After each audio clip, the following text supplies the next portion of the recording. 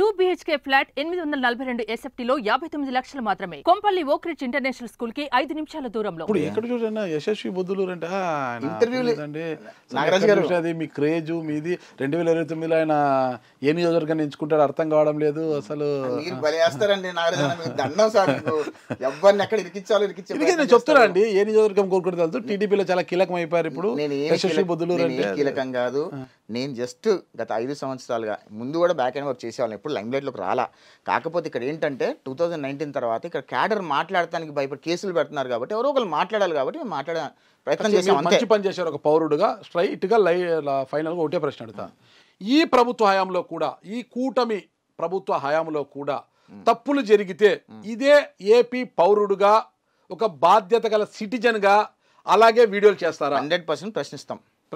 100% ప్రశ్నిస్తాం. Okay, ఏది ఉన్న తప్పు జరిగినా ప్రశ్నిస్తాం. ఇదే ఉగ్రవాది, ఇదే తీవ్రవాది అనే పదజాలంతో. అంటే చంద్రబాబు నాయుడు గారు ఎంత అంటే ఆయన అనడమని కాదు, నేను మీకు చెప్తున్నా. ఎవరినన్నా చంద్రబాబు నాయుడు గారు, పవన్ కళ్యాణ్ గారు, జగన్ ఎవరినన్నా కూడా అది తప్పే అంటాను. అది చంద్రబాబు నాయుడు గారు జగన్ అనొచ్చు. ఒక నిమిషం విషయం చెప్తా.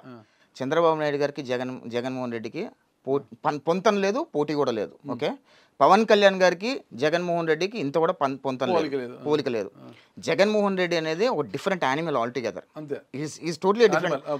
అంటే మనిషి రూపంలో మానవ మృగం అని అనుకోవచ్చు. ఎందుకంటే ఒక సొంత బాబాయిని కూడా అతి కిరాతకంగా గుడ్డలు పొడుతో నరికి చంపించేసి ఆ కుటుంబ సభ్యుల రోడ్డు మీదకి వచ్చి షర్మిలమ్మ కూడా డైరెక్ట్గా బాబాయ్ సావులో జగనన్న హస్తం ఉంది అని చెప్పే స్థాయికి ఏ కుటుంబంలో ఇంత దరిద్రమైన సంఘటన ఎక్కడ జరుగుతాయా? జరగదులేండి. మరి జరిగింది. చేసుకున్న వాళ్ళకి చేసుకున్నంతలేండి. అదే అంటున్నా.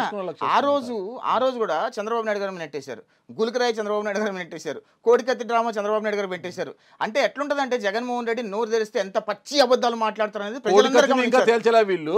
గులకరాయిది ఇంకా ఏం తెల్లా, కోడికత్తిది ఇంకా తేల్లా, గులకరాయిది ఇంకా తేల్లా. కోడికత్తిది కాదు, కోడికత్తి తెల్లదండి. ఎన్ఐఏ డైరెక్ట్ సార్ మీరు అట్లా మాట్లాడద్దు. ఎన్ఐఏ వాళ్ళు కోర్టులో ఎన్నిసార్లు జగన్మోహన్ రెడ్డిని వచ్చి రండి మీరు చెప్తుంటే నేను జగన్మోహన్ రెడ్డి చిడతలు వాయించడం లేదు. కోడి కత్తి విషయం వాళ్ళు ఇంకా తేల్చలేరు. అట్లే కులకరాయి విషయం ఇప్పటికి ఇంకా తేలుతుందో లేదో తెలియదు.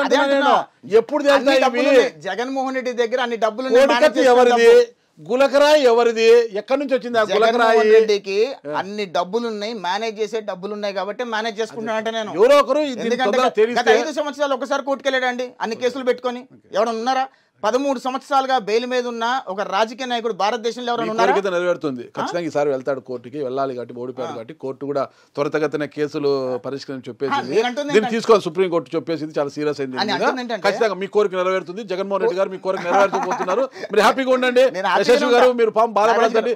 మీరు ఆందోళన మధ్య చాలా సన్నగా అయినట్టున్నారు. నేను ఆ రోజు వీడియోలో చూసి కొద్దిగా లావు ఉన్నారు.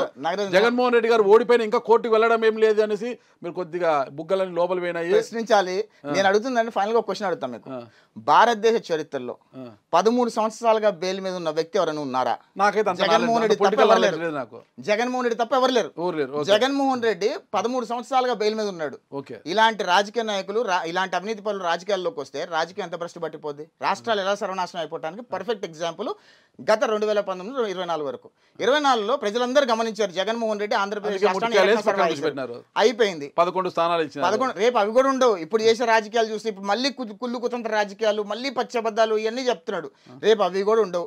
ప్రజలందరూ కూడా జగన్మోహన్ రెడ్డిని చీదరించుకున్నారు. రేపు వైఎస్ఆర్ కాంగ్రెస్ పార్టీ పోయి కాంగ్రెస్ పార్టీలో కలిసిపోద్ది. అర్థమైందా? 2029లో నేను చెప్పి ఒక్క నిమిషం ఎంబీఏ చేసినారు. ఒక్క నిమిషం ఎంబీఏ ఆస్ట్రాలజీనా ఎంబీఏలో ఆస్ట్రాలజీ ఉంటుందా? ఆస్ట్రాలజీ ఎందుకు ఉంటుంది? ఉండదు కదా. జాతకం చెప్తున్నా అనుకున్నారా? జాతకం చెప్పట్లా. కాంగ్రెస్ పార్టీలో చేరిపోతుంది. కాంగ్రెస్ కలిపేస్తారు అంటున్నా. కలిపేస్తారు అని నేను అనుకుంటున్నా. నాకు ఎంబీఏలో హెచ్ఆర్ ఫైనాన్స్ మార్కెటింగ్ ఉంటాయి. ఎంబీఏలో హెచ్ఆర్ ఫైనాన్స్ మార్కెటింగ్ ఉంటాయి. నేను చెప్పేది నేను అనుకుంటున్నా. ఉండదు కదా. వేణుస్వామి దగ్గర కాదు. వేణుస్వామి చెప్పినట్టు నేను చెప్పట్లేదు. నేను అంటుంది ఏంటంటే ఆయన ఎవరు వేణుస్వామి? మళ్ళా మీకు తెలీదా? మీరు ఇంటర్వ్యూ చేశారు కదా వేణుస్వామి.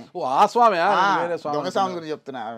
ఏమో స్వామి నాకు తెలిసిన స్వామి అయినా దొంగ స్వామి మంచి నాకైతే తెలియదు. నేను ఎప్పుడు అన్నాను? నేనేదండి వీడియో రికార్డు ఉందండి. ఆ పాపం నాకెందుకండి? ఒక బ్రాహ్మణుని నేను ఎందుకు అంటానండి?